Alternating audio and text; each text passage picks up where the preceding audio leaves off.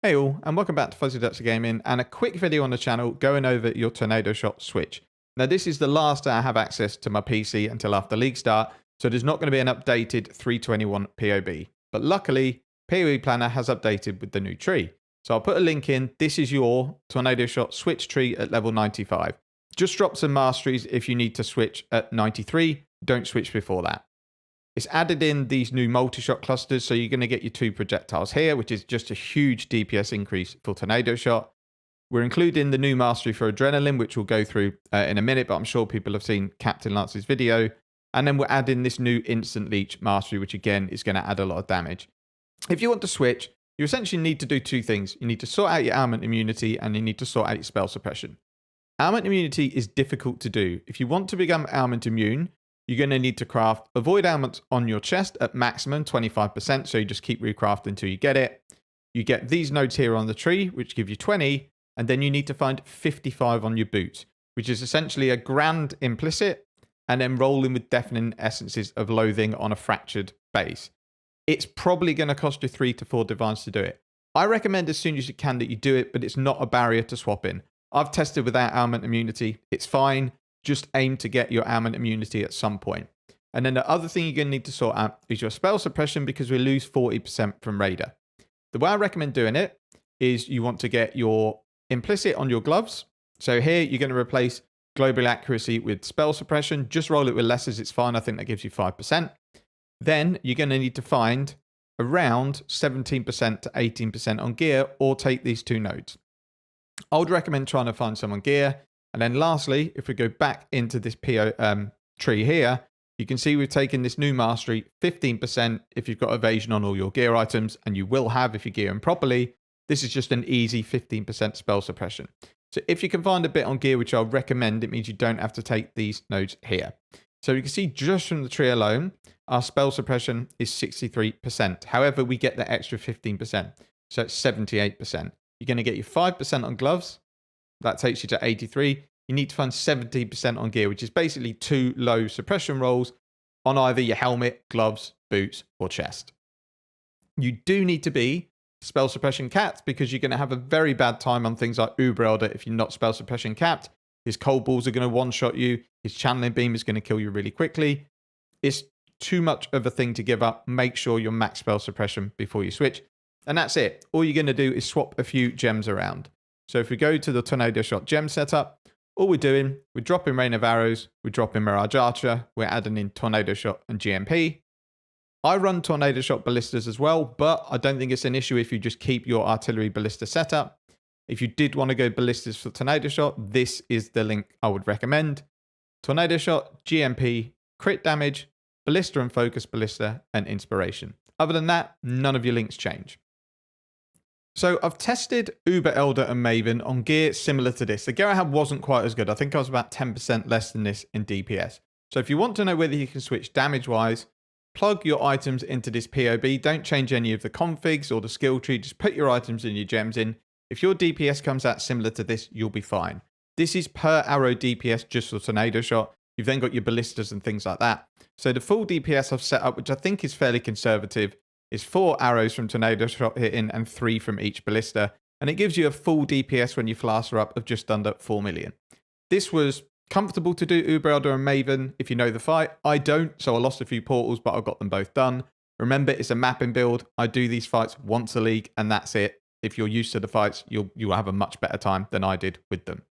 And this is your entry-level gear swap. From here, if you don't want to go Omniscience, because you honestly don't have to, the key to getting more damage is projectile speed, attack speed, and crit multi. The more you can scale this, the better. Look for it on gear, look for it on jewels. Onslaught on kill is another massive thing you want to get into the build. The easiest way to do it is probably a brutal restraint, or you can get it on boots. Just when you're mapping, Onslaught makes the build feel a million times better, so it's something you should aim for. So we're going to go back into game now, and we're going to talk about the interactions in Captain Lance's video around Adrenaline.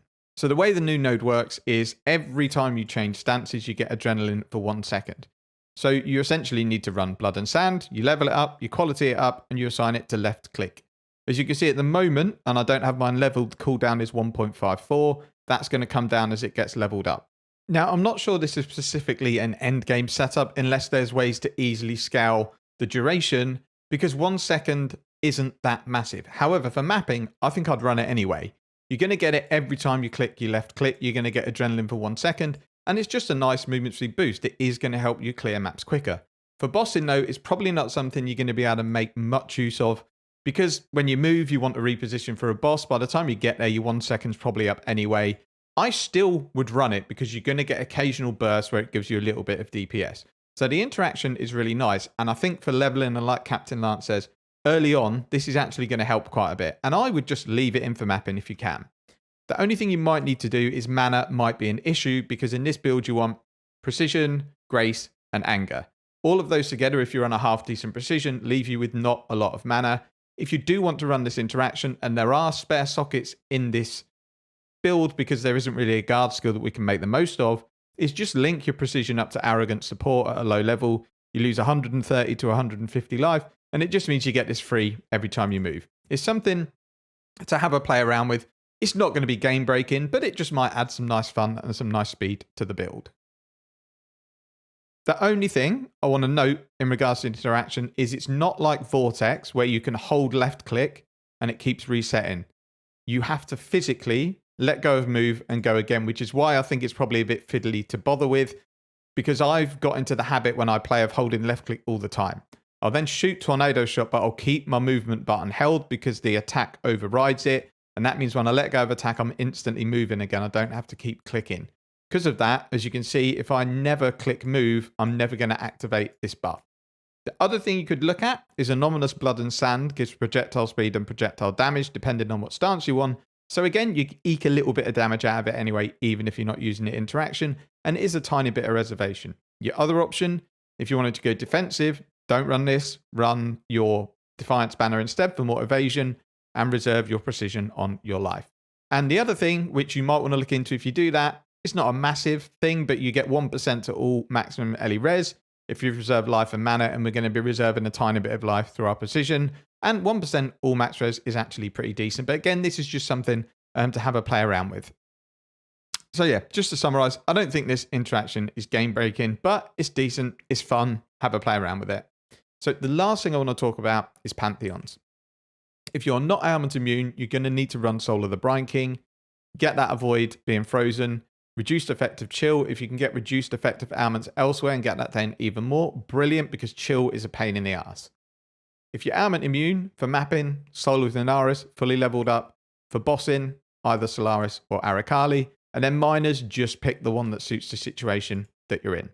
So that's kind of it. So in summary, to switch, you need to sort your spell suppression out, decide what you're going to do with Almond Immunity, and obviously redo your Ascendency. If you want to use this interaction with Blood and Sand, you may need to use Arrogant support on your precision. When I'm back from holiday, it's going to be 4 days into the league. I'm going to start straight as Tornado Shot Deadeye, so I can try and shortcut things with a few leveling items.